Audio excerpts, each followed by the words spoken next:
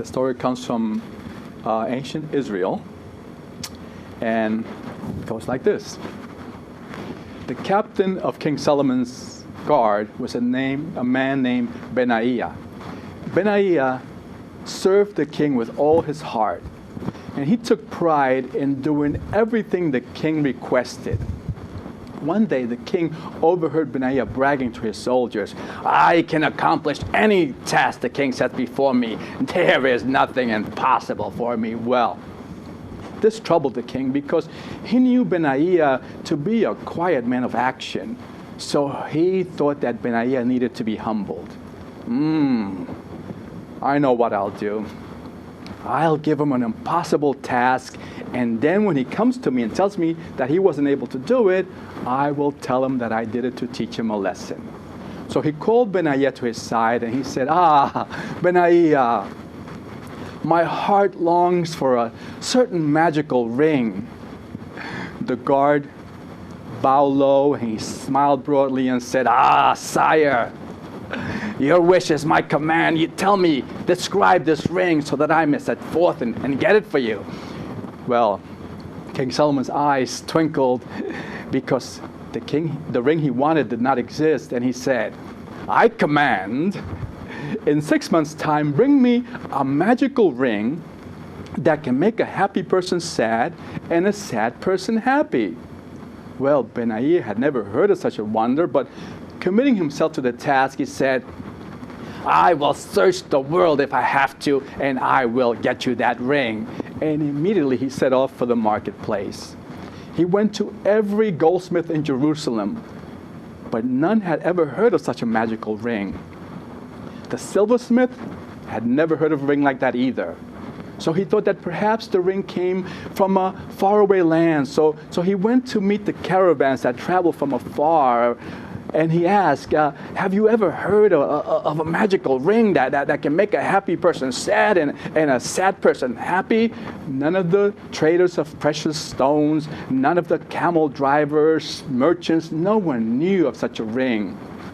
So then Benaiah went to the port where the sea captains from other countries docked their ships, and all the sea captains shook their heads and scratched their beards, but none could help in the quest. Benaiah was distraught. He was heartbroken. Was it possible that for the first time he would have failed the king?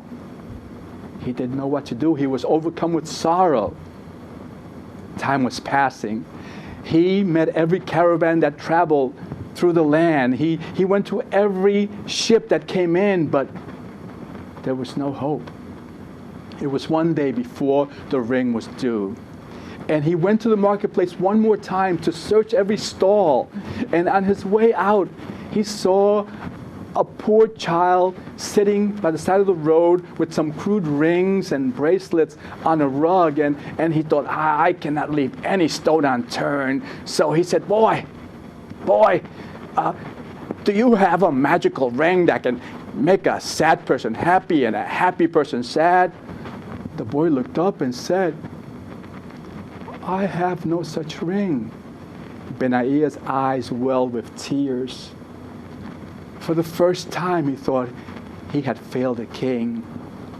But the boy's grandfather overheard the conversation, and he stepped out of the shadows, and he said, "Perhaps I have the ring that you're looking for." And the old man took a simple gold band, and he inscribed some words on it and gave it to Benaiah.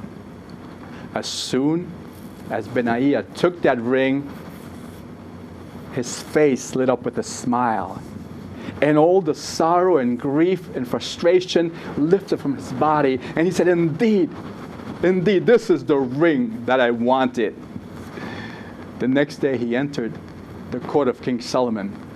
There was a feast in progress, and the king was rejoicing and laughing with all his guests, and he saw Benaiah come in, and he said, I will not let him suffer long. As soon as he admits that he couldn't complete the task, I will tell him that I did it just to test him.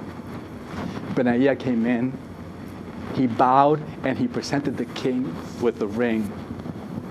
As soon as King Solomon gazed upon that ring, the smile left his face. And he looked around at the grandeur and the splendor of his palace, and he realized that someday all this and his life would all be dust. And he realized that the same ring could also bring comfort and hope to somebody who had some kind of grief or misfortune. Because you see, the ring was inscribed with the Hebrew letters Gimel, Sayin, and Yud, and stood for the same, Gam Zeh Ya'avor, this too shall pass. And King Solomon realized that, yes, indeed, he had the magical ring he had requested. And he took Benaiah in his arms, and he asked for forgiveness. And he took his ruby ring, gave it to his guard, and in its place, he put that simple gold band with that powerful saying, this too shall pass. And it is said that King Solomon wore that for the rest of his life because it offered him wisdom and balance. Gam Zeh Ya'avor, this too shall pass.